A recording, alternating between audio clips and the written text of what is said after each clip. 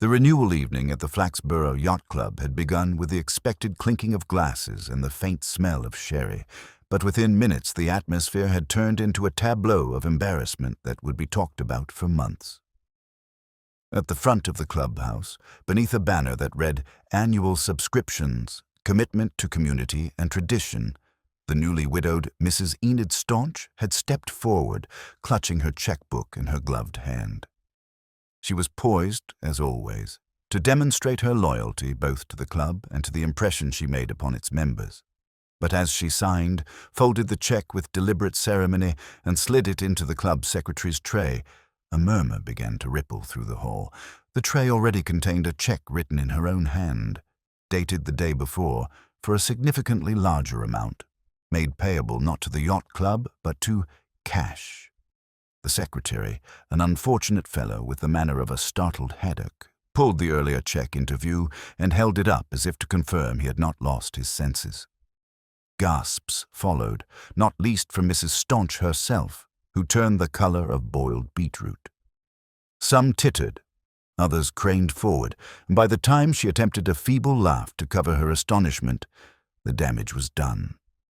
The widow's impeccable control over her public image had suffered a blow as sharp as any storm that had battered the yacht moorings on the estuary. A hush, heavy with speculation, descended upon the gathering. Later that night, the gossip swirled from street corner to shop door, each whisper contradicting the last. "She's been paying someone to keep quiet." "Absolute nonsense. She's confused by her own ledgers." "A check to cash. It smells of gambling debts." "Or blackmail. Yes, that's what it is. Blackmail. Mark my words, the club will cover it up." If only her poor husband could see this. By the time the gossip had passed through the pub, the fishmongers and the vestry, Mrs. Staunch had been accused, defended, pitied, envied, and denounced in equal measure. The small town of Flaxborough was alive with the sort of excitement it cherished, scandal comfortably at one remove, yet close enough to savor. Inspector Purbright was among the handful of men who had remained quietly in the background that evening. He had no official reason to be at the yacht club. He preferred to avoid clubs altogether, but an acquaintance on the council had pressed him to attend, arguing it was good for appearances. Thus he had stood politely by the windows, his gaze drawn not to the widow's performance, but to the clutter around the secretary's desk. While others' eyes darted toward the checks and the unfolding embarrassment, Purbright's attention had settled on something smaller, a sheet of blotting paper oddly out of place on the polished oak. The marks upon it suggested hurried copying. Mirror images of numerals and an initial. He noted, without fuss, that the handwriting impressions did not match the widow's neat loops. Someone else had been leaning on that desk earlier, perhaps in considerable haste. Sergeant Love, standing a step behind him, had not noticed. He tugged his moustache and whispered, "Bit of a muddle, sir." Poor woman, making a fool of herself like that. Purbright only murmured, "Not everyone here is who they wish to appear." When the widow, red-faced, retrieved her handbag and tottered toward the door, Purbright inclined his head in mild acknowledgement. Around him, members whispered, speculated, and even smirked, but he appeared content to observe the blotting paper once more, then tuck his hands into his coat pockets as if awaiting a bus rather than presiding over the birth of scandal. It might have ended there, a petty humiliation to amuse Flaxborough until the next scandal supplanted it, had not the secretary, pale and clammy, stumbled after Mrs. Staunch moments later. He clutched the second check in one hand and babbled something about records not balancing, his voice breaking with confusion. Then, in the center of the carpet where the widow had just stood, he dropped another slip of paper, a receipt dated a month back, bearing the name of an entirely different woman. The room collectively drew in breath. The check might be foolish, but the receipt hinted at a larger pattern. Payments made in secrecy, recorded under shifting identities. Purbright, raising his brows only slightly, considered the possibility that tonight's spectacle had been no accident of bookkeeping at all. He looked once around the clubhouse, faces anxious, triumphant, guilty, gleeful, and remarked in his steady tone, "The trouble with appearances is they insist upon unraveling at the most public of times." The members stared at him, startled by the quietness of his voice, yet the words fell with more weight than any raised shout could have achieved. And as Mrs. Staunch swept out to her motor car, the first crack in her formidable facade yawning wide, the inspector bent to retrieve the abandoned receipt. He studied it once, folded it into his pocket, and prepared himself for the inevitable. Flaxborough's scandal was no longer a private subscription matter, but the beginning of an inquiry that might draw in half the town.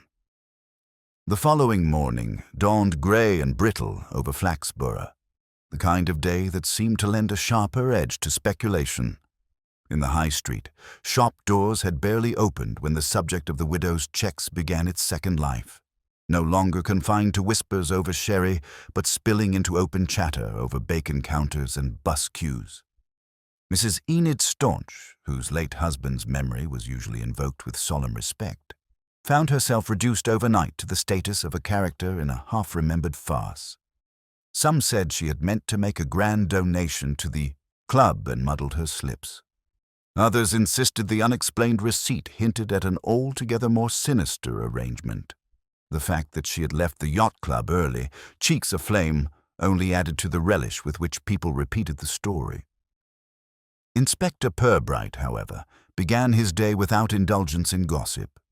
He preferred his investigations to be rooted in observation rather than rumor, and he had no shortage of observations to consider.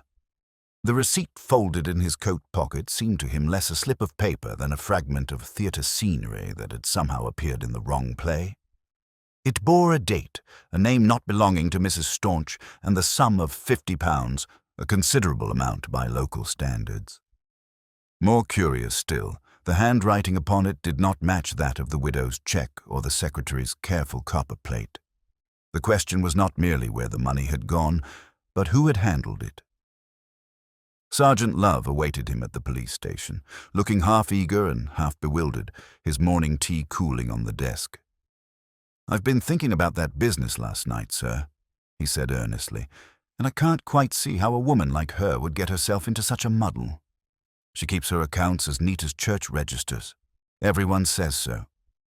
"Everyone says a great many things, Love," Purbright replied, easing himself into his chair. "The trick is to note what no one says.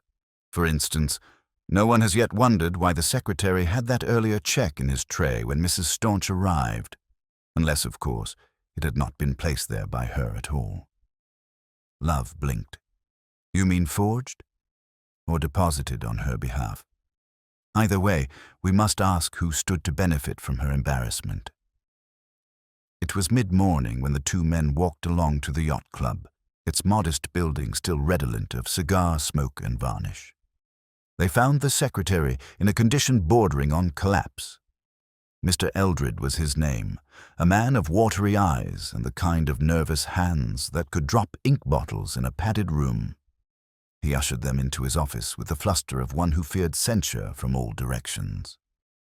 "I'm at a complete loss, Inspector," he stammered, producing a handkerchief already limp from use. "Mrs. Staunch's cheque. Well, 2 cheques, and I don't understand it.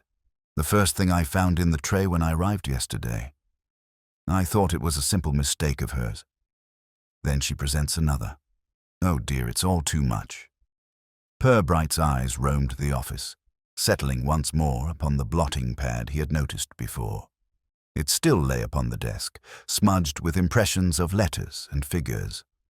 Calmly, he asked, "This earlier cheque, you're quite certain it was in your tray before the subscriptions began?" "Oh yes, Inspector, positively. I unlocked the tray myself." "And the blotting paper?" Eldred's hands trembled as he gathered it up. I use it sometimes, but those marks, I can't say who made them." Purbright took it with mild insistence. "Marks such as these are rarely without origin. Did anyone have access to your office yesterday afternoon?" The secretary hesitated, eyes flicking sideways. Well, the committee met to arrange the evening, papers everywhere. I may have left the desk unattended for a moment. Only a moment, mind you. Sergeant Love, scribbling notes with loyal concentration, asked, "Was Mrs. Staunch among them?" "She was not," Eldred replied with unexpected firmness. "She never concerns herself with arrangements. Too grand for such things." That afternoon, Purbright called upon Mrs. Staunch at her residence, a red brick villa perched with calculated hauteur above the estuary road. She received him in a drawing-room thick with perfume and anxiety. Her hands, despite the gloves, betrayed a slight tremor as she poured tea. "Inspector," she said with a brittle smile, "you've come to clear this silly matter up, I hope. I assure you there's no need for unpleasantness." Purbright inclined his head. "I am certain you wish the same. May I ask why there should be two checks, one of them appearing to make payment to cash?" Her eyes narrowed. "That is not mine. I would never.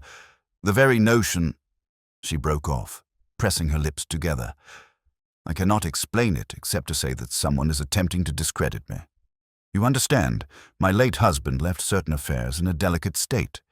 There are those who might seek advantage." "Indeed," Purbright said gently. "And this receipt?" He produced it from his pocket. For a moment, she stared at it as though it were a venomous creature. Then, recovering, she laughed thinly. "I've never seen that before in my life. The name, why, I don't even know who she is. Some invention, clearly." Purbright did not contradict her. He simply watched as she replaced her cup too firmly upon its saucer, the porcelain ringing. Her performance was not entirely convincing, though it might have swayed anyone less accustomed to masks of dignity. As he and Love took their leave, the sergeant ventured, "She's hiding something, sir." Clear as daylight. Purbright, walking at his usual unhurried pace, said only, "Daylight has a way of revealing more shadows than one expects." By evening, Flaxborough's rumour machine had already advanced several stages. Some insisted Mrs. Staunch had been the victim of forgery by the secretary himself. Others hinted at mysterious women collecting money under her name. A few speculated about the late Mr. Staunch's own dealings. He had been, after all, a man of business whose ventures were rarely transparent. The widow's pride, once her shield, had become the very instrument by which suspicion pierced her. Yet for Purbright, the point of interest lay less in the widow's fluster than in the subtle contradiction between check and receipt, between blotting paper and testimony. Someone had engineered last night's embarrassment with deliberate intent.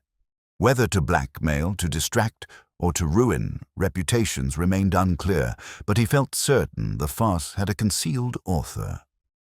As he paused that night at his window overlooking the quiet street, the inspector reflected that Flaxborough's surface serenity was never more deceptive than when it bustled with gossip. Somewhere behind the chatter moved a hand guiding events.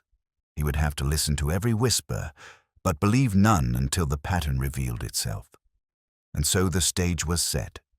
A widow desperate to preserve her standing, a secretary too nervous for deceit yet caught in the middle, and a receipt bearing another woman's name like a key half hidden beneath a carpet. Purbright's enquiry had only just begun, but already the town waited with gleeful impatience for his next move. More answers in next chapter.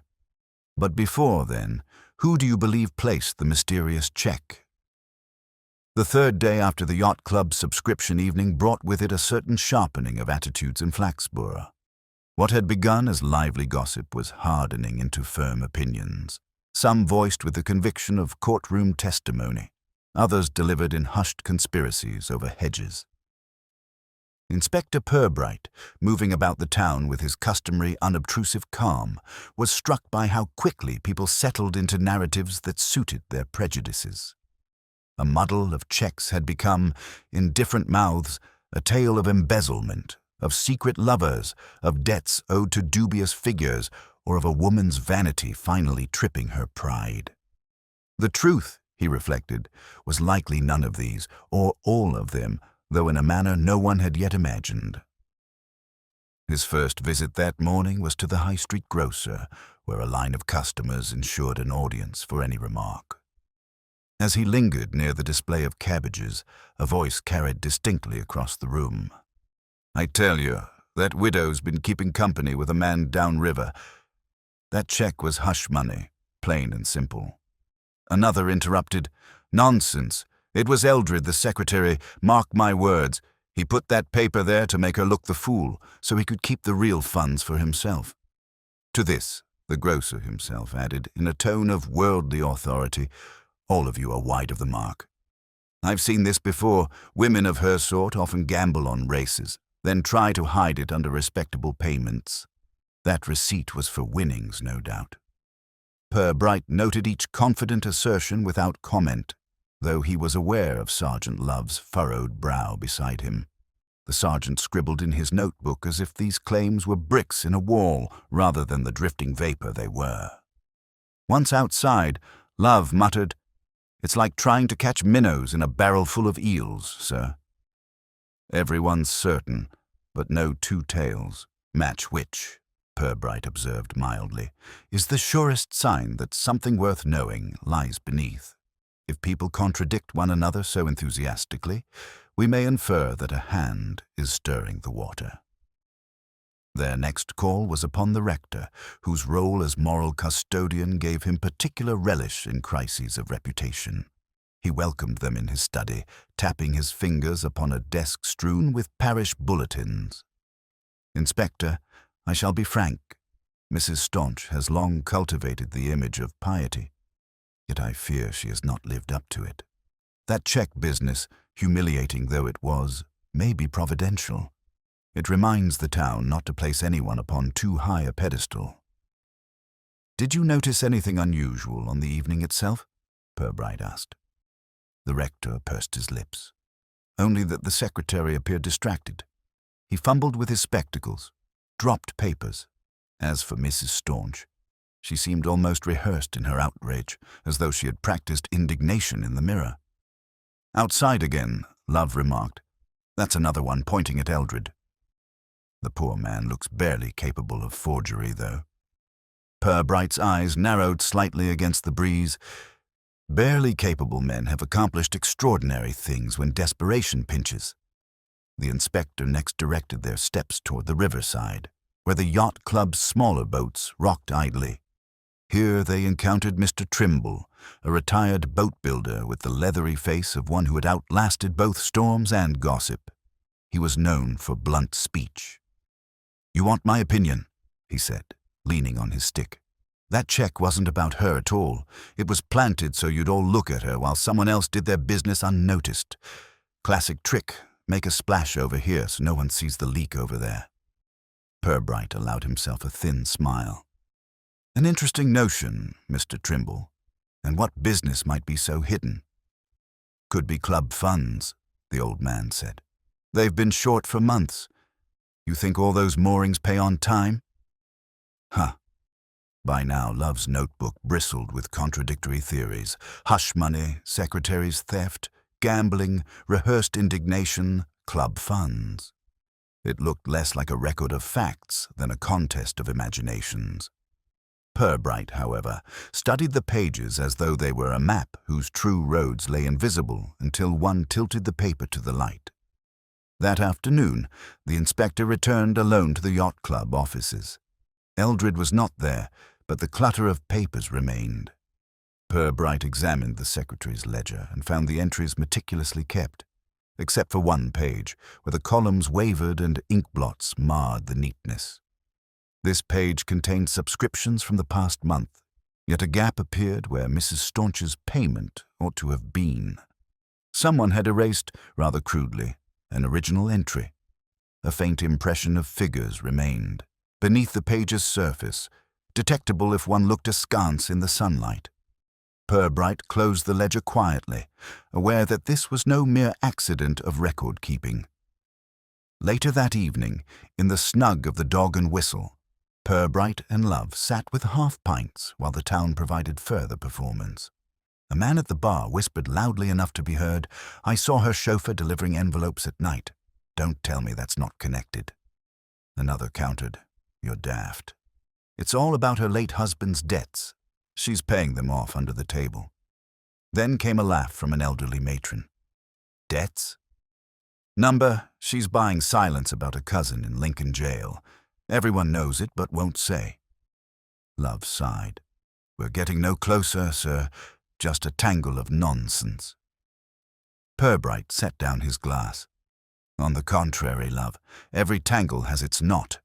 The more elaborate the stories, the more we must look for the point they circle around but never touch. People talk to conceal as much as to reveal."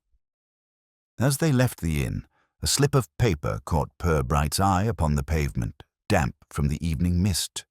He bent to retrieve it and found it to be a torn half of a receipt, remarkably similar to the one discovered at the club. This fragment bore only a date and the scrawl of initials, yet it was enough to suggest that such receipts existed in numbers greater than one. Someone had been distributing or collecting them with careless haste. He slipped it into his pocket without remark, but his eyes glinted with quiet confirmation. Back at the station, Love asked, "Do you think these receipts are the heart of it, sir?" Purbright replied, "They are at least the veins through which something circulates, money, favors, or secrets. We must follow them." He paused, considering the pattern that slowly began to take shape in his mind. "And remember, love, when a whole town points its finger in 10 directions at once, it is usually because the guilty party is standing quietly in the middle, smiling." The sergeant looked doubtful, but he trusted his superior's instincts enough not to argue. The inspector's calm certainty was often the only compass in Flaxborough's fog of tattle and pretense. For now, the checks, the receipts, and the chorus of contradictory voices formed the stage upon which someone was performing with deliberate cunning. It remained only to discover who had written the script. More answers in next chapter. But before that, do you think the mysterious receipts are linked to Mrs. Staunch or someone entirely different? By the time the week reached its middle, the story of the widow's checks and the mysterious receipts had grown into something more than idle chatter. It had become a kind of theatre in which each inhabitant of Flaxborough took a role. And like all theatre, it was building to a spectacle. Inspector Purbright, who disliked spectacles almost as much as he disliked unnecessary paperwork, could sense the anticipation rippling through the town. He suspected something dramatic would soon break the rhythm of speculation, and when it came, it would not be accidental. The Yacht Club was preparing to host its annual spring luncheon, a tradition largely designed to impress outsiders with Flaxborough's sense of refinement.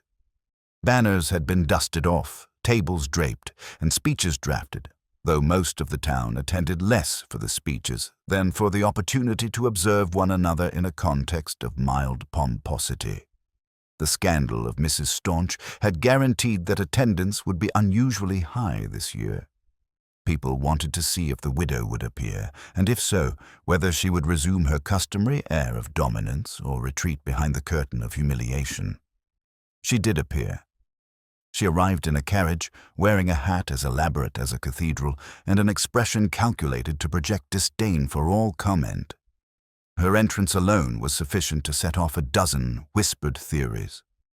Purbright and Sergeant Love, seated unobtrusively toward the rear, observed her progress with quiet detachment.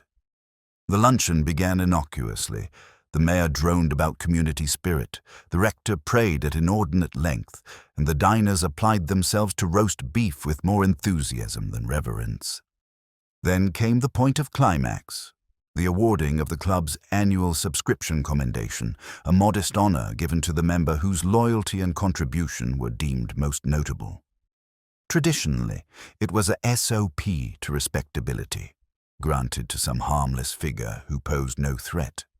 This year, however, as the envelope was opened, a gasp surged through the hall. The name announced was Mrs. Enid Staunch. There was a pause, heavy and incredulous.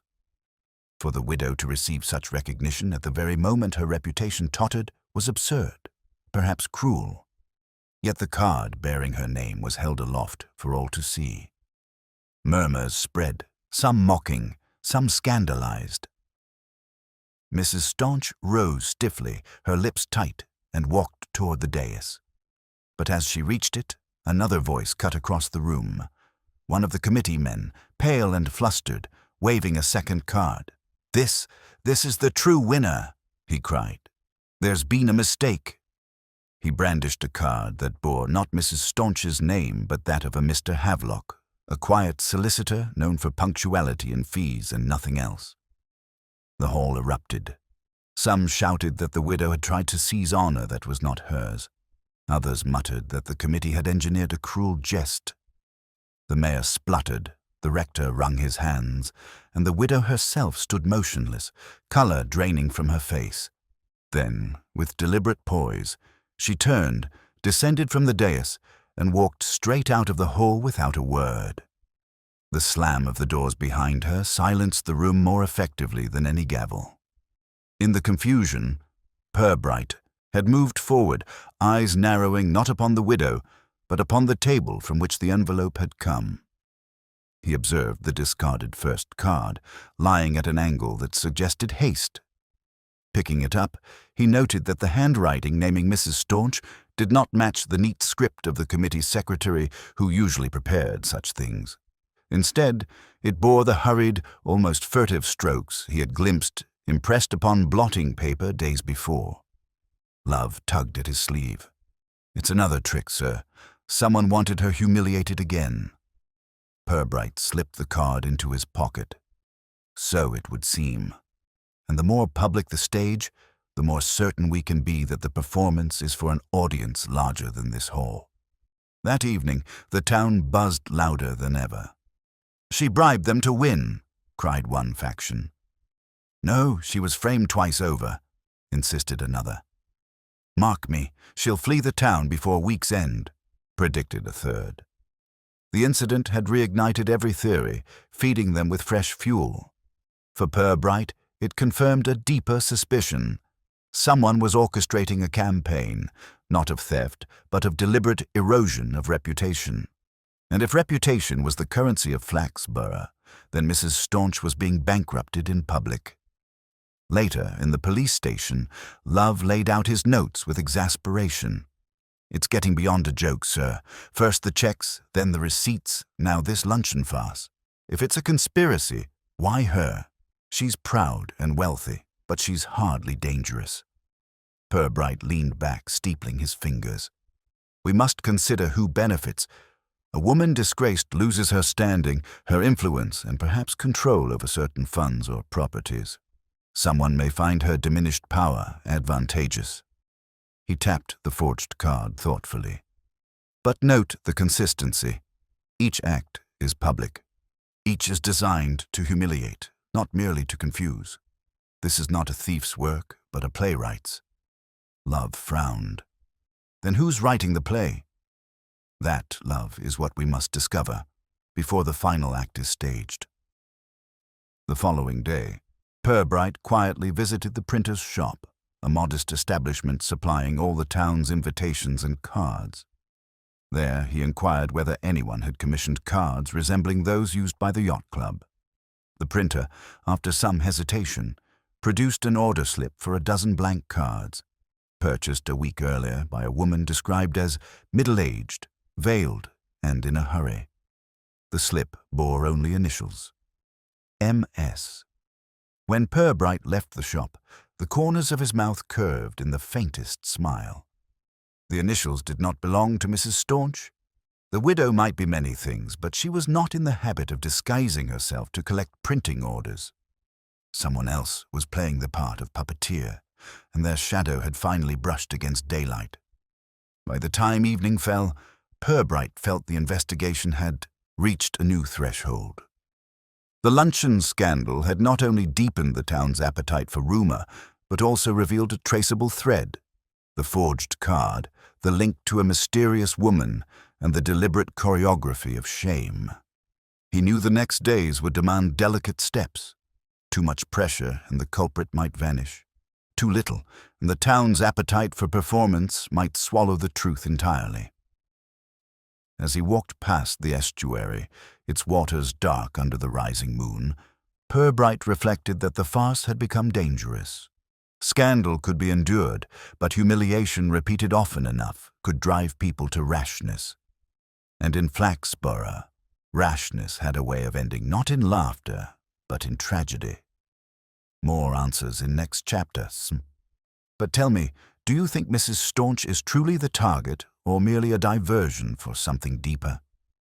The morning after the luncheon scandal, Flaxborough awoke to the peculiar mood that follows a grand humiliation, a mingling of pity, relish, and nervous anticipation of what further amusement might arise.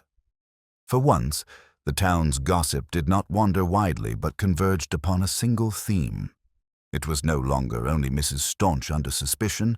Attention had begun to drift toward the secretary, Eldred. His stammering explanations, his fluttering hands, his perpetual air of confusion now seemed to many less like innocence and more like the mask of guilt. If the widow had been a target, Eldred was shaping up to be the convenient culprit. The townsfolk, ever hungry for narrative, were already rehearsing their verdicts. Inspector Purbright did not share their haste, but he could not ignore the speed with which rumor was hardening against the secretary. When he and Sergeant Love entered the club office that morning, they found Eldred pale and unshaven, his hair untidily brushed as though sleep had fled him. He jumped at their arrival. "Inspector, I swear to you I had no hand in that dreadful business yesterday. To call her name out and then, oh, the disgrace of it." He buried his face in his handkerchief, a gesture more suited to melodrama than criminal cunning. Purbright seated himself with his usual unhurried calm. "You were in charge of the envelopes?" "I was, yes, but I never wrote her name. Someone tampered with them, I'm sure of it. When the committee prepared them, I left them upon the table while I fetched ink. Anyone could have—" He stopped, eyes darting nervously. "Anyone in the committee," Purbright supplied quietly. "Who among them had reason to embarrass Mrs. Staunch?"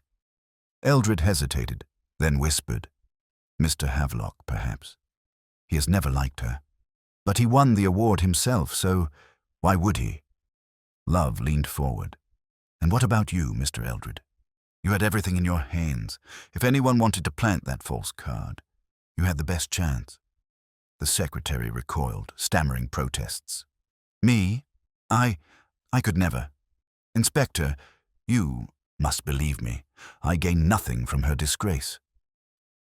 But Purbright noticed the faint twitch in his left hand as he spoke, as if nerves were fraying under strain. There was desperation here, though whether born of guilt or fear of being blamed remained uncertain. Purbright did not press further. He allowed Eldred to stutter his denials until exhaustion made him slump like a punctured bellows. Outside, Love frowned. "It looks bad for him, sir. He had the access, and he's the only one who can't account for what happened. And those ledger pages we saw, the altered entries, what if he's been fiddling accounts for months?" "Possible," Purbright admitted, but not persuasive. If Eldred were embezzling, he would hardly draw attention with theatrics in public halls. A thief works in silence. Someone else prefers spectacle. Nevertheless, suspicion clung to Eldred like damp fog. That afternoon, word spread that the police were investigating the secretary, though Purbright had said no such thing. In the snug of the Dog and Whistle, voices declared, "It must be him. He's weak. Weak men are the worst." Others agreed. Look how shifty he was, always looking at the floor, guilty as sin. By evening, Eldred had become Flaxborough's favorite villain, his name cursed with the same certainty with which, days earlier, they had cursed the widow. Mrs. Staunch, meanwhile, remained secluded in her villa, receiving only the rector and one or two sympathetic matrons. Yet even sympathy was tinged with doubt. She was, in the eyes of the town, either a victim or a deceiver, and no one could quite agree which. Purbright considered her silence significant. A proud woman rarely retreats without cause. Whether that cause was shame or strategy, he had yet to determine. It was that evening when the case took another sharp twist. Purbright, walking along the estuary road in thought, was halted by the sight of a familiar motor car parked awkwardly near the quay. It belonged to Eldred. The secretary himself was not inside, but a figure could be seen bending by the boot with hurried movements. Approaching quietly, Purbright observed him fumbling with a bundle of papers bound by a string. When the inspector spoke his name, Eldred nearly leapt out of his skin. "Mr. Eldred," Purbright said mildly, "an evening stroll." The man's face drained of color. "Inspector, these are nothing, old receipts. I was only—" He trailed off, attempting to thrust the bundle back into the boot. Purbright's gaze was steady. "Receipts?" He reached to take one. The paper bore the same form and handwriting as the slip found at the luncheon and the fragment from the street. There were at least 24, each marked with sums and initials, none in the widow's hand. Eldred trembled, stammering half-explanations. He was tidying records. He feared misinterpretation. He thought it best to dispose of them. Love, who had arrived panting from behind, exclaimed, "He was destroying evidence, sir." The secretary collapsed against the motor car, tears threatening. "I swear I didn't forge them. They were given to me, and I only kept them as instructed. I thought I was helping. Please believe me." Purbright pocketed one of the receipts, then returned the rest. "Destroying them now would not serve you, Mr. Eldred. You will bring them to the station tomorrow morning, every last one, and we shall hear your account in calmness. For tonight, go home." When Eldred drove away, leaving the inspector and sergeant in the mist, Love burst out, "That clinches it, sir. He's at the heart of it. Who else keeps a drawer full of false receipts?" Purbright's tone was quiet but firm. "A man frightened, yes. But whether frightened by his own guilt or by another's hand upon his shoulder, that remains to be seen. The receipts are important, but so is the fact that they all passed through Eldred's hands. He may be a pawn as much as a player." Yet the following morning, before Eldred could deliver the bundle, another spectacle unfolded. As townsfolk gathered near the post office, word spread that the secretary had been found fainting in his rooms, his desk overturned, the bundle of receipts missing. A single note lay upon the floor, written in trembling letters, "I cannot face the shame." By midday, rumor had transformed it into a confession of guilt. Eldred was proclaimed the culprit, his breakdown the final proof. Purbright, however, studied the note with narrowed eyes. The words were uneven, the ink blotched as if guided by an unsteady hand, but the phrasing struck him as curiously deliberate, almost staged. Too neat a conclusion for a man so perpetually clumsy. "Love," he said softly, "we are being invited to close the curtain before the play has finished." Love looked bewildered. "You mean it's not real?" "But everyone's saying—" "Everyone," Purbright interrupted, "is precisely who the author of this drama intends to convince. When truth is paraded too conveniently, one must ask whose convenience it serves." Thus, the secretary became Flaxborough's false suspect, condemned by rumor before evidence, his collapse sealing the town's hunger for resolution. But Purbright knew the performance was only entering its second act. The receipts had vanished, their trail deliberately cut. Someone clever was tightening the net, while pointing all fingers at the weakest man in the room. And if Eldred was being used as a scapegoat, the real puppeteer was drawing closer to their final stroke.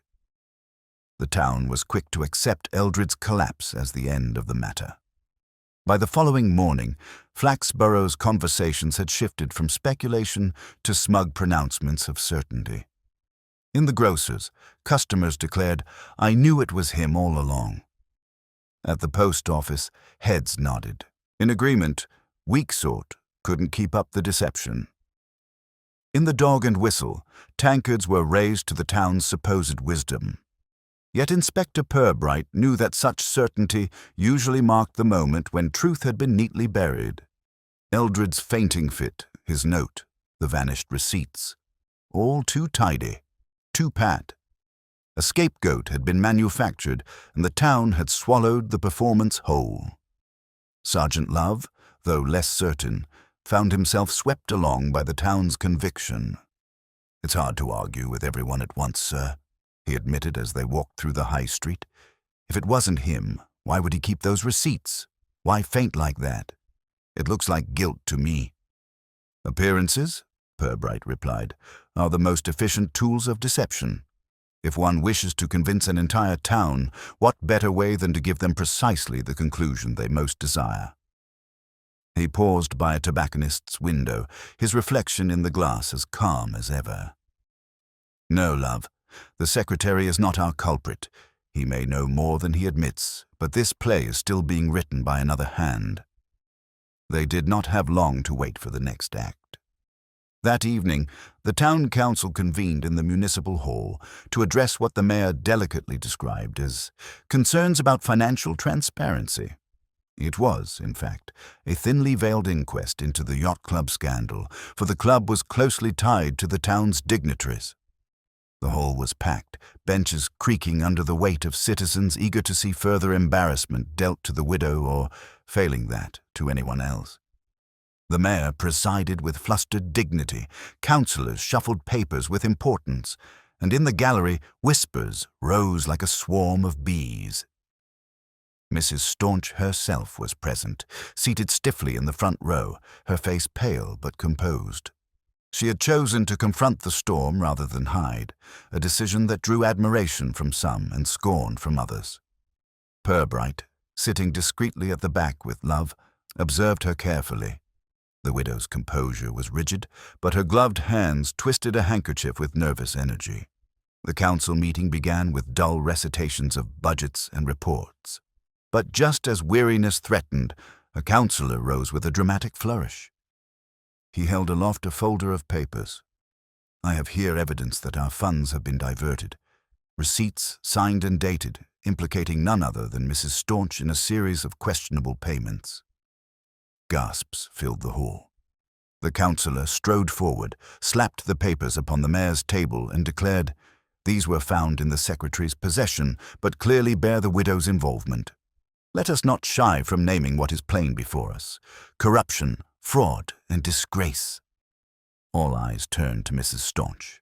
She rose, trembling with indignation. "How dare you? Those are not mine. I have never signed such receipts." Her voice rang sharp, yet beneath it quavered a note of fear. The mayor flapped his hands, trying to restore order, but the damage was done. Voices rose in the gallery. "She's guilty after all." "I told you so." The poor secretary was only her accomplice. The hall dissolved into uproar. Amid the chaos, Purbright walked calmly to the front. He took one of the receipts, held it up to the light, and studied it in silence. Then he turned to the councillor. "You say these were found in Mr. Eldred's possession?" The man nodded, flustered. "Yes, Inspector. Handed to me this morning. Proof beyond question." Purbright's eyes narrowed. "Curious. Last night the secretary fainted.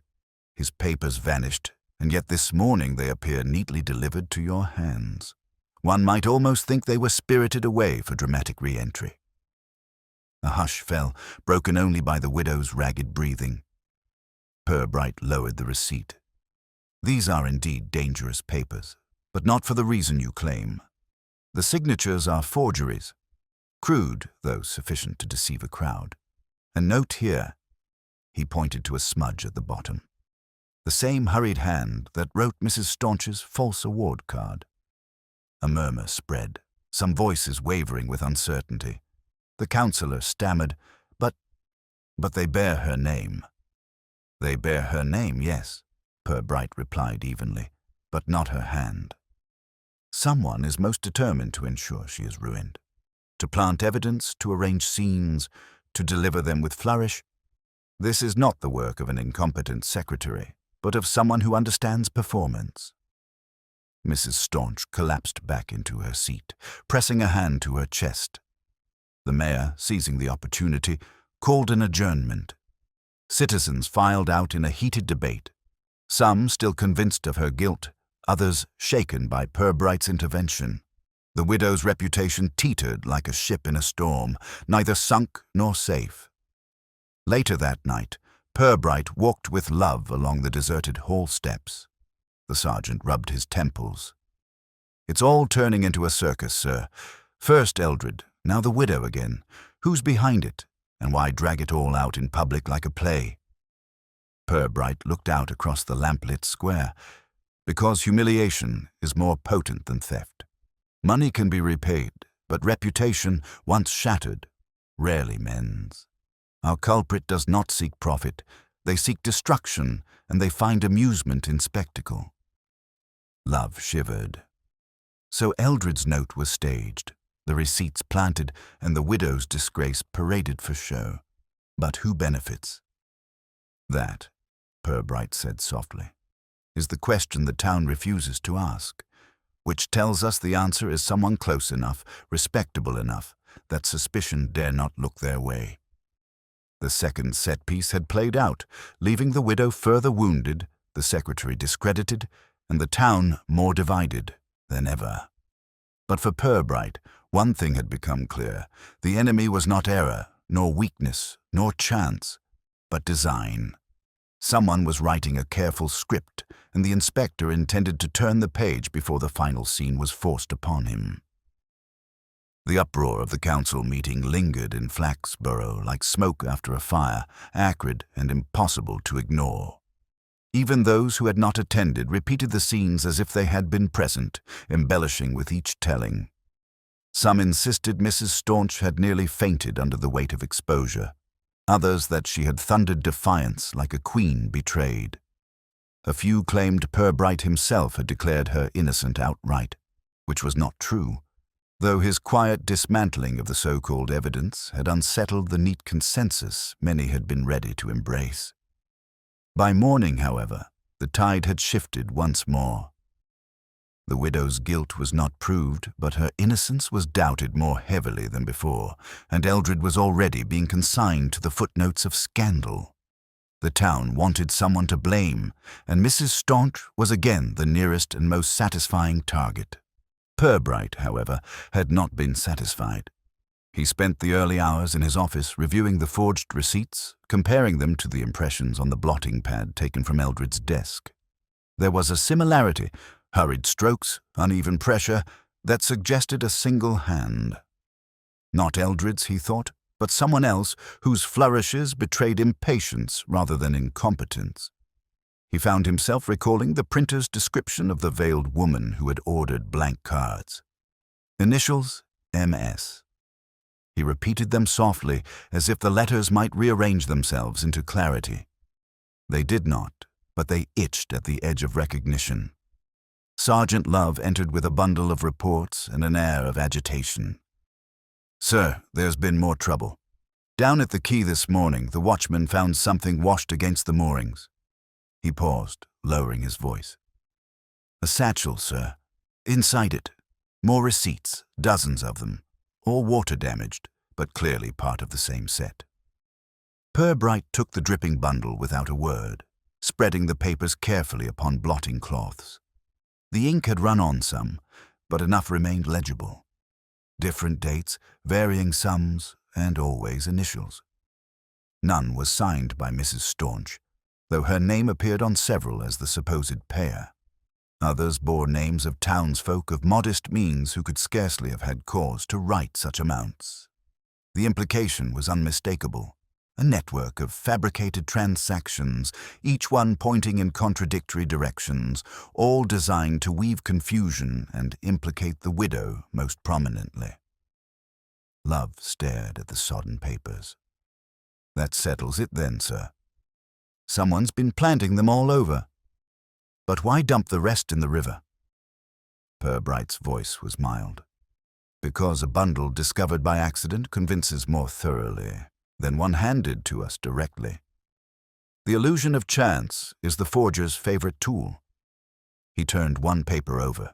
"See here, the initials. The same flourish on each.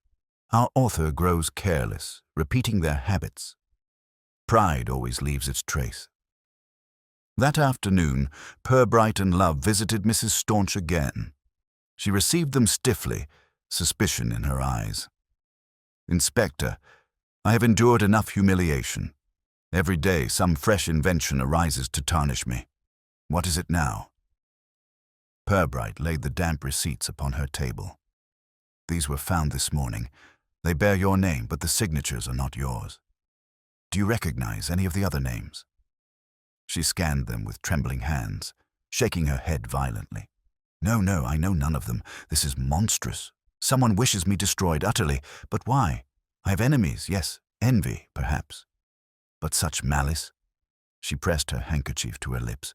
"If my husband were alive—" She broke off, eyes darting away. "Perhaps," Purbright said gently, "the answer lies in his affairs. Did he leave unfinished business? Debts, obligations, disputes?" The widow's color deepened. "My husband was a man of standing. His dealings were his own. I will not have his memory dragged through mud." Purbright inclined his head. "As you wish. But mud has a way of clinging even when one turns from it." He pocketed the papers and withdrew. Love, once outside, whispered, "She's hiding something, sir. You could see it plain." "Yes," Purbright murmured. "But whether it is her secret or her husband's remains to be learned." That evening brought the revelation that shifted the course of the case. As Purbright prepared to leave the station, a constable hurried in with an item wrapped in cloth. "Found it near the council offices, sir," the man explained. "Someone must have dropped it in haste." The inspector unwrapped the bundle and revealed a ledger, slimmer than Eldred's but of the same make.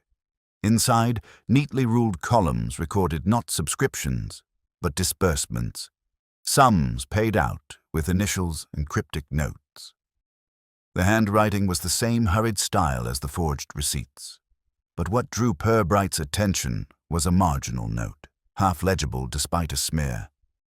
"YC Suburb MS arrangement." Love leaned over his shoulder. "MS again, sir. That's twice now. Whoever it is, they're right at the center." Purbright closed the ledger with quiet finality.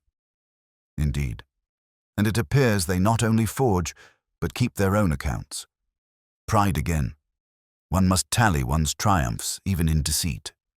He tapped the cover. "This, Love, is the first honest evidence we've seen. Not planted for spectacle, not staged for humiliation, but dropped in error. That makes it valuable." Word of the discovery did not reach the public at once, but Purbright knew it soon would. Already, Flaxborough was restless, hungry for the next twist in its drama. He imagined the whispers would resume by dawn, swelling into fresh certainty by noon. Yet he also knew that beneath the clamor, the truth was beginning to surface like a shape beneath water. The initials M.S., the veiled woman, the repetition of style, all pointed to a single mind orchestrating the farce. Standing by his office window, Purbright looked out across the quiet square. Somewhere in the town, the author of this play was preparing their next scene. But now the inspector held a piece of their script, and that meant the ending might yet be rewritten. He turned to Love and said, "Tomorrow we shall begin asking questions about those initials, and when we do, the play may take a turn our dramatist does not expect." More answers in next chapter. But tell me, who do you think hides behind the initials MS? By the following morning, the initials MS had acquired an almost talismanic weight in Purbright's mind. They lingered at the edges of every thought, weaving themselves into the fragments of evidence now spread across his desk. The forged receipts, the blotting paper, the false award card, and finally the ledger recovered near the council offices. The initials had appeared more than once, too deliberately to be an accident, yet too vaguely to offer immediate identification. Flaxborough, being a town of modest size but expansive gossip, had no shortage of citizens whose names might fit. What mattered, Purbright knew, was not merely who bore those initials, but who among them possessed the motive, means, and relish for performance. Sergeant Love, who had spent the early hours trawling directories and electoral rolls, arrived with a list. 37 names, sir, he announced grimly. Meredith Slater, Mervyn Sharp, Margaret Steele, Millicent Shawcross. Shall I go on? He sighed, placing the sheet upon the inspector's desk. We could be at it for weeks. Purbright scanned the names without much interest. 37 possibilities, Love, but we do not require them all. Only one will prove to have the temperament of a dramatist. We must look not at the letters, but at the character behind them. Their first inquiries took them to the solicitor's office of Mr. Havelock, whose own name had been dragged unwillingly into the scandal at the luncheon. He received them stiffly, bristling with indignation. I tell you, Inspector, this business is an outrage. My good name was shouted in confusion before the entire town. It was intolerable. And who do I thank for it?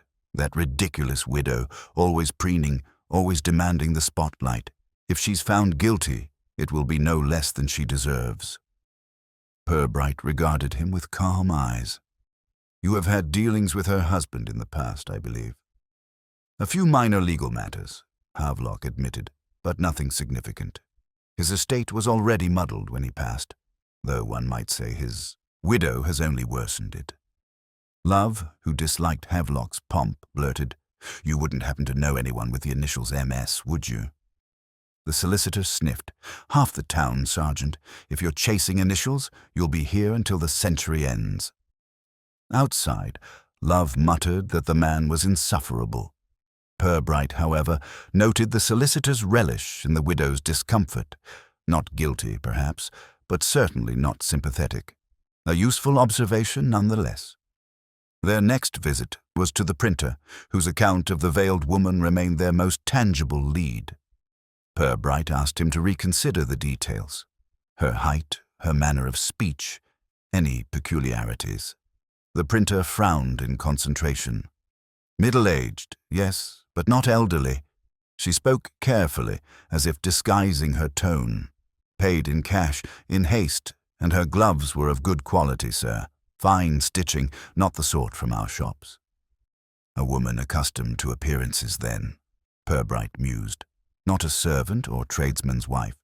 Someone practiced in concealment. When they left, Love looked puzzled. That doesn't narrow it much, sir. Half the matrons of Flaxborough pride themselves on gloves. True, Purbright agreed, but only one has ordered props for a play. The rest are forced to watch. The next development came unexpectedly. That evening, while Purbright reviewed the ledger again, a knock sounded at the station door.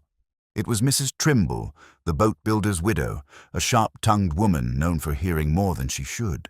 She clutched her shawl tightly and whispered, Inspector, I've something to tell. Last week I saw Mrs. Steele, Margaret Steele, the councilman's sister, going into the printer's shop.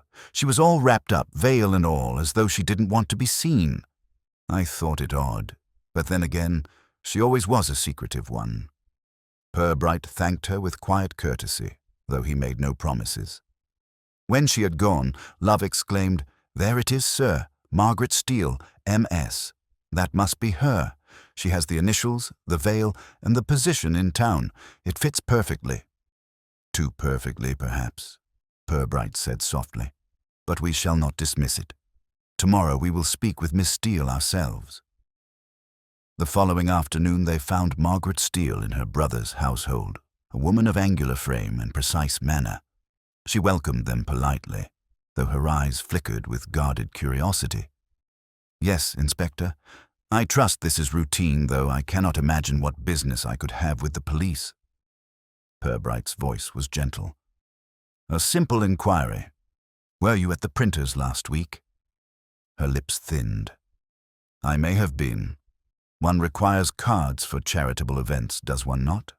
A raffle, if I recall. I hardly thought such errands criminal. Purbright laid the forged receipt upon the table. Have you seen papers, such as this before? She glanced at it with carefully measured indifference. Number, why should I? It appears to be some sort of account slip, but I know nothing of it. Love leaned forward. Your initials appear in a ledger we discovered. linked with arrangements concerning the yacht club. For a moment, her composure faltered, a flicker of alarm in her eyes. Then she recovered, rising to her feet. "This is outrageous. You dare accuse me on the basis of initials? Do you know how many Steeles there are in Lincolnshire? My brother will hear of this." Purbright rose as well, bowing his head slightly. "No accusation, Miss Steele. Only questions, and answers, however evasive, are always informative." When they had left, Love burst out, "She's rattled, sir." You saw her face. It must be her. But Purbright remained thoughtful. She was rattled, yes. Yet too readily. A guilty party does not display alarm so conveniently. It may be genuine, or it may be another performance within the play. We must tread carefully. That night, as Purbright walked the quiet streets, he considered the deeper motives that might underlie the spectacle. Why destroy Mrs. Staunch so publicly? Was it vengeance for some past slight, or a scheme to seize control of her late husband's estate, or merely the amusement of a malicious mind? Each possibility had its claim, yet none felt complete. What troubled him most was the persistence of performance, the repeated staging of events before crowds.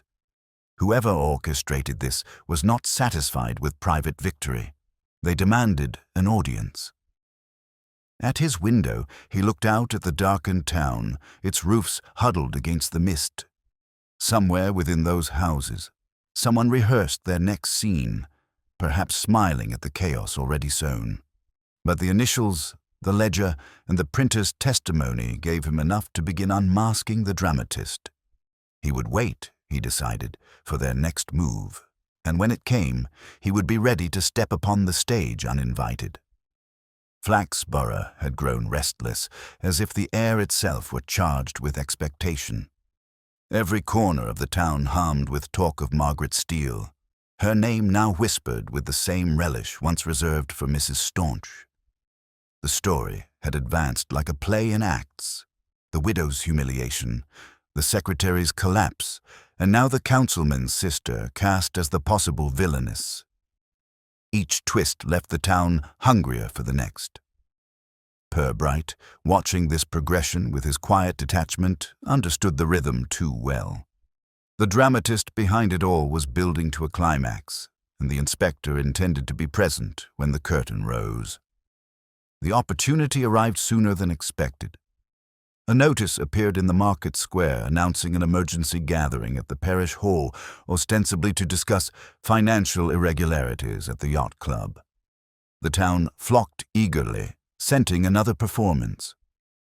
Purbright and Love attended without comment, seating themselves near the rear where observation was easiest. The hall was lit harshly, every face exposed, matrons in feathered hats, fishermen smelling faintly of the river, clerks, councillors, and at the center of it all, Mrs. Staunch herself, pale and resolute, clutching a fan though the air was cool. Margaret Steele sat 2 rows behind, stiff-backed, her gaze darting toward the stage with evident tension. The meeting began with the mayor fumbling through notes, his voice quavering. He spoke of transparency, of safeguarding funds, of the town's dignity, but the real drama came when a councillor rose and declared, "New evidence has come to light. Further receipts, found this very morning. They implicate not only Mrs. Staunch, but also members of our own council." He produced a sheaf of papers and waved them with a theatrical flourish. Gasps rippled across the hall. Names were called aloud, some belonging to minor figures, one belonging to Margaret Steele. The audience erupted, some in indignation, others in glee. Mrs. Steele half rose, face flushed crimson, and cried out that it was a slanderous lie. The widow Staunch turned in her seat, her expression triumphant for the first time in days. It was precisely the spectacle the dramatist intended. The spotlight swinging from one accused to another, the town divided into factions, the scandal kept alive with fresh fuel. Purbright, however, was studying the papers with his sharp, patient eye. As they passed among the councillors, he leaned forward just enough to glimpse the signatures. Again, the same hurried strokes, the same telltale flourishes. The pattern was undeniable. This was not new evidence, but the same forged hand repeating itself, now widened to ensnare more victims. At the height of the uproar, the gas lamps flickered and one went out, plunging half the hall into shadow.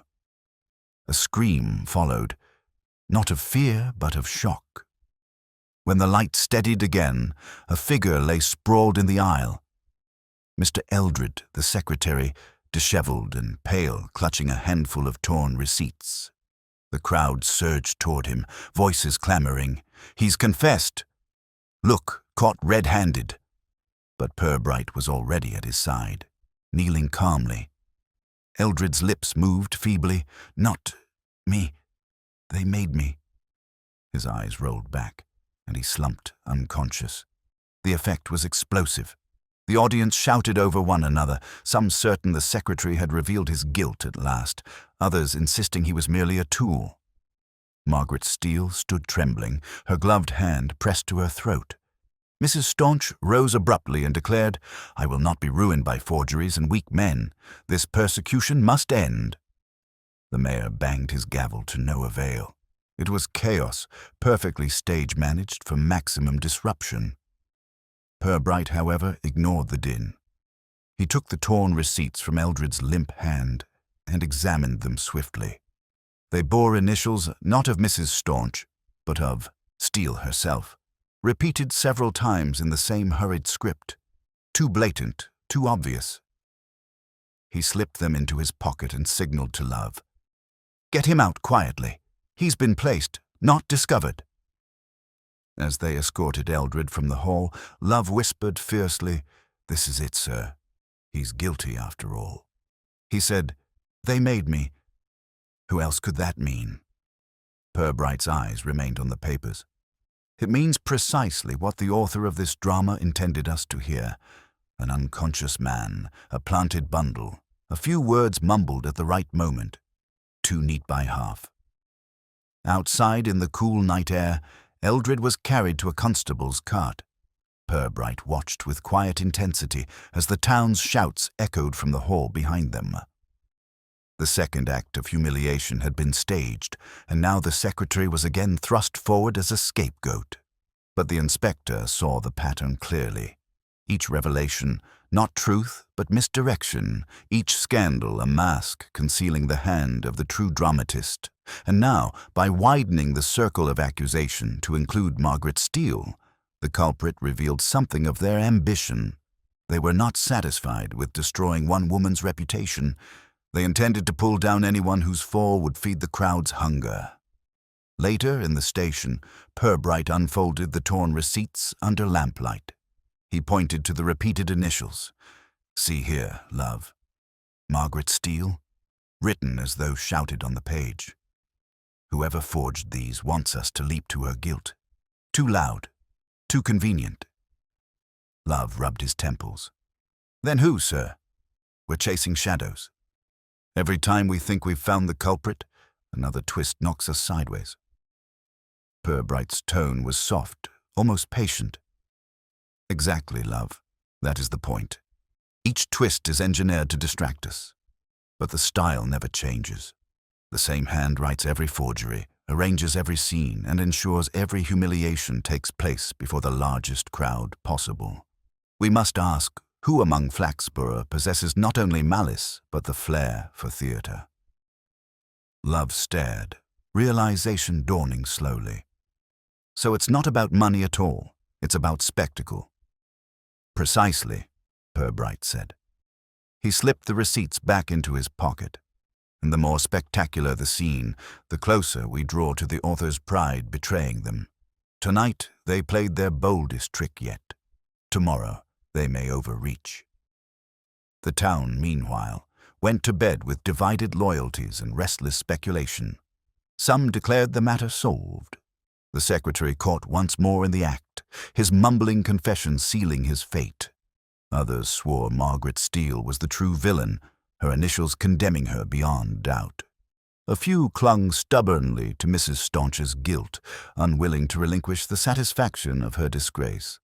And so Flaxborough, intoxicated by its own drama, lay in wait for the next revelation. Purbright, however, sat late into the night, staring at the ledger, the receipts, the false cards. A pattern had emerged, not in the names but in the method. Each act of humiliation had been timed for maximum audience, each accusation crafted for maximum uproar. He could almost hear the hand of the dramatist turning the pages, setting the stage for the final act. Soon, he thought, they would step too far into the light, and when they did, he would be ready. The events of the parish hall left Flaxborough trembling with divided certainty. Those who believed Eldred's faint confession sealed his guilt, shouted down those who insisted Margaret Steele's initials damned her beyond denial. A smaller but determined group clung to the belief that Mrs. Staunch remained the spider at the center of the web. By morning, 3 factions argued in shop queues and along the quay, each brandishing its chosen villain like a banner. It was precisely the chaos the dramatist had cultivated. Purbright, standing at his office window with hands clasped behind his back, considered the disorder with a weary calm. The truth, he knew, was not in the shouted verdicts, but in the pattern behind them.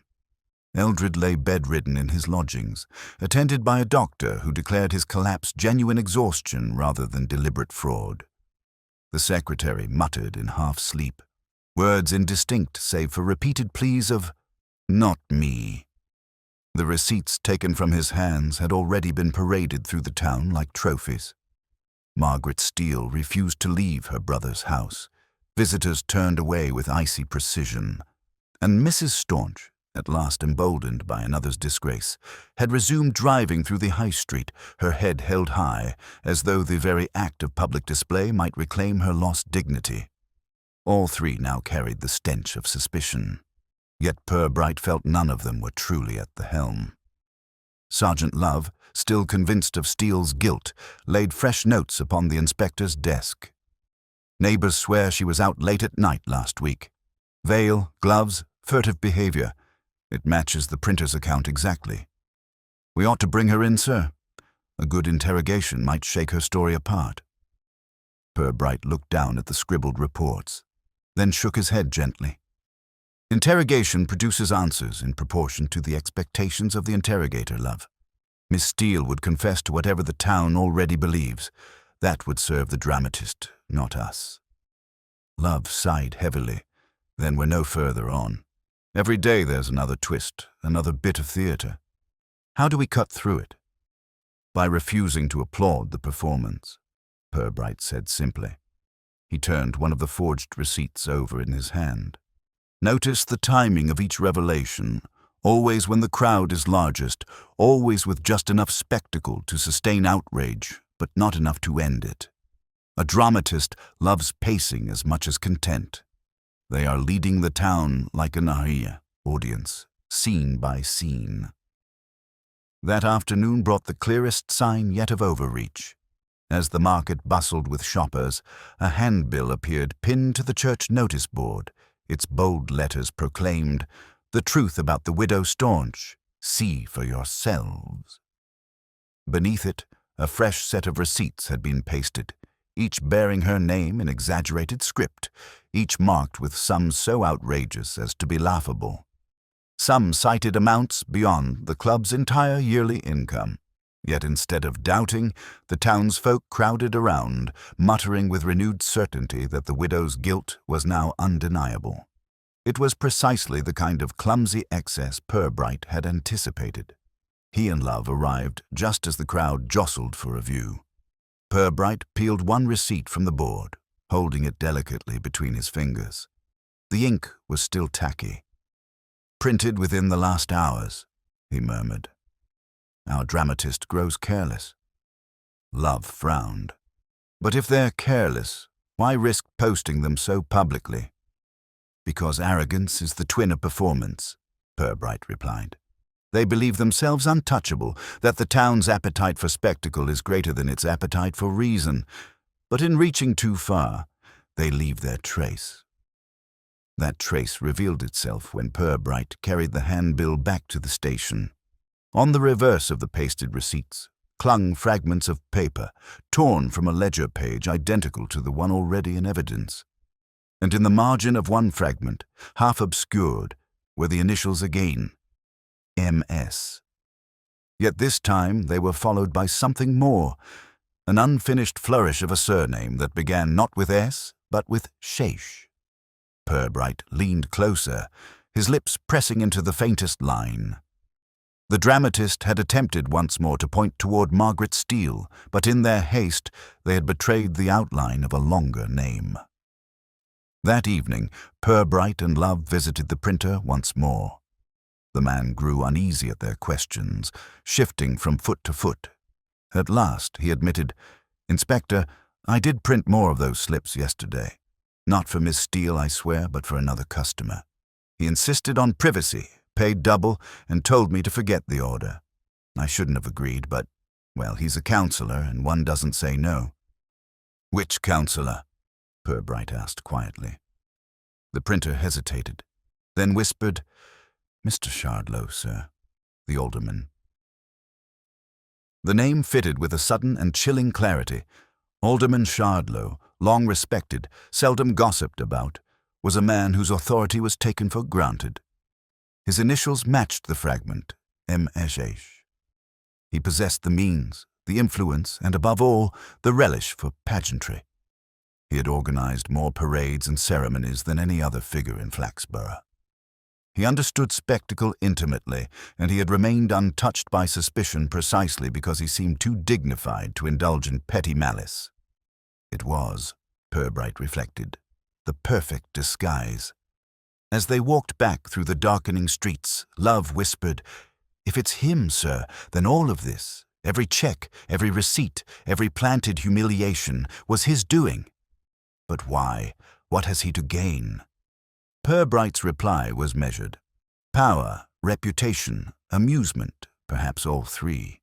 To watch the town dance to his tune, to pull down those he envies or despises, to remind everyone that dignity is as fragile as paper.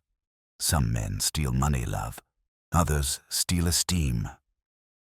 They passed Mrs. Staunch's villa, where lights glowed in the windows and visitors gathered to console or to pry. Purbright paused, watching the shadows moving behind the curtains. "Tomorrow," he said softly, "there will be another scene. Shardlow will not stop until the play reaches its climax, and when it does, we must be waiting in the wings to close the curtain for him." The following dawn promised another day of uproar. The townsfolk already stirred with fresh rumours. The widow prepared herself for further siege, and the counsellor Shardlow went about his duties with his usual gravitas, unsuspected, unchallenged. But Purbright now held the first thread of the true script, and he would follow it patiently to the final revelation. By the next day, the atmosphere in Flaxborough had thickened into something almost theatrical in itself. People moved through the high street with the expectancy of theatre-goers arriving early, eyes bright, voices quick, waiting for the promised climax of a drama they felt entitled to witness. Each shop, each doorstep, each pew became a stage for renewed arguments. Eldred was still guilty, declared some. Margaret Steele insisted others, while a faithful core held that the widow's downfall was certain and deserved. Only a very few wondered aloud why the scandals never seemed to end, why fresh revelations always arrived just when the last began to fade. To them it seemed contrived, but contrived or not, the whole town was invested in seeing how the next act would play. Inspector Purbright, meanwhile, had already determined the final act's author. Alderman Shardlow had not yet been accused, and that, Purbright thought, was the most telling proof of all. A man so involved in every civic occasion, so fond of speeches and processions, had remained curiously unruffled by the storm raging about his peers. While others were paraded as villains, he had maintained his dignity, nodding gravely, offering sympathy, presiding over meetings as though he were above suspicion. Yet the fragment of ledger, the printer's testimony, and the flourish of initials betrayed him. A man who adored orchestrating ceremonies had now orchestrated disgrace as though it were a carnival. Purbright resolved to end the performance not with spectacle, but with quiet inevitability. That evening, the Yacht Club had arranged another meeting, this time to restore order after so many humiliations. Attendance was overwhelming. Every chair was filled, the air heavy with perfume, pipe smoke, and anticipation. At the front, the alderman sat with the mayor, his expression as grave and unyielding as carved stone. Mrs. Staunch was present, lips pressed tight, refusing to look cowed. Margaret Steele had come too, stiff and pale beside her brother. Even poor Eldred, pale but upright, had been coaxed from his bed, clearly a pawn returning for one more move. The scene was set, and Flaxborough had assembled like an audience, certain they were to witness the unmasking of final guilt. The mayor began to drone once more about transparency, but Purbright stepped forward quietly, his voice interrupting with calm authority. "If I may, Mr. Mayor, before more words are spent on appearances, I believe it is time we examined substance." His gaze moved over the crowd, catching their restless eyes. "For weeks now, we have endured scene after scene, checks, receipts, forged cards, and planted notes, all timed with uncanny precision to humiliate rather than to reveal. Each humiliation was performed not in private, but in front of the largest possible audience. Such consistency is not a chance. It is authorship." A ripple spread through the hall. Shardlow shifted slightly in his chair, but his face remained composed. Purbright drew from his coat the bundle of handbills taken from the church notice board. He held them aloft. "These appeared only yesterday. They accuse, loudly, crudely, absurdly. But look closely. The hand that forged them is the same that forged the award card, the receipts, and the ledger. The same hurried strokes, the same careless flourish. And here," he turned one sheet to reveal the reverse, "the fragment of a surname beginning with Shah. Our dramatist, in his pride, left his own mark." The audience leaned forward. Whispers grew urgent. Margaret Steele stiffened, but Purbright shook his head gently in her direction. "Not Miss Steele. She was chosen as the convenient decoy, her initials sufficient for suspicion. But the flourish betrays more. Shardlow. Alderman Shardlow." His voice, though quiet, carried across the hall like a stone into still water. The ripple of silence that followed was heavy with disbelief. For a moment, Shardlow did not move. Then he laughed, deep and resonant, as though the accusation were absurd. "Inspector, you have let gossip infect your judgment. To accuse a councillor of forgery, of petty theatrics, it is ridiculous. I've given my life to this town."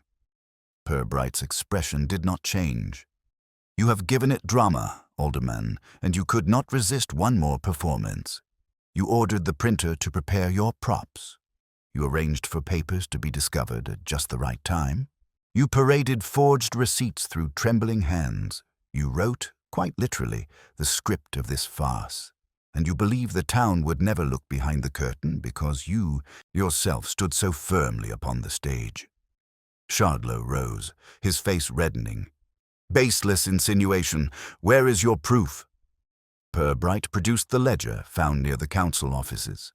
"Here, your own record of disbursements, written in the same hand as every forgery. You kept score of your mischief, Alderman. Pride demanded you tally your triumphs. Pride is always careless." The silence broke into a storm. Some shouted in outrage, others in triumph, others in disbelief. Mrs. Staunch gasped audibly, her hand clutching the edge of her chair. Margaret Steele exhaled with visible relief. Eldred, trembling, sank into his seat with tears in his eyes. And Shardlow, facing the wave of shock, seemed suddenly smaller, his bluster fading as the inspector's quiet words pressed upon him. "You sought to ruin others," Purbright said, his voice steady, "to feed the town's appetite for humiliation and to amuse your own hunger for control. But every play ends, Alderman. This one ends now." Constables stepped forward at his nod, and Shardlow's resistance collapsed into weary silence. The gavel fell, but it was not the mayor's hand that brought order. It was the inevitability of truth. The townsfolk filed out in murmurs, already reshaping the tale to suit their telling. By morning, some would claim they had always suspected Shardlow, others that they had defended him stoutly until the end. Flaxborough would go on as it always did, repackaging scandal into anecdote, tragedy into entertainment. Later that night, in the quiet of the station, Love sat opposite Purbright, shaking his head. All this, sir, for nothing more than his amusement? To watch them all squirm and quarrel, to drag reputations through the mud? Purbright poured himself tea, his voice low. For some men, Love, humiliation is sweeter than profit. Power is not only in wealth, but in the ability to direct the eyes of a crowd. He treated the town as his stage, and its people as his actors. That is vanity's cruelest trick. Love sighed. And the widow? What of her now? She will recover in time, Purbright said. But some mud always clings. That too was part of his design. He looked out at the lamplit street, where the last few citizens still gossiped in hushed tones. Our task is not to keep the town from scandal. That is impossible. Our task is to keep scandal from becoming tragedy. The inspector leaned back, silent for a long moment. Then, with his familiar mildness, he added, "And now, Love, perhaps we might enjoy a week without theatrics. Though in Flaxborough, I should not be surprised if the next curtain rises before we have drawn breath."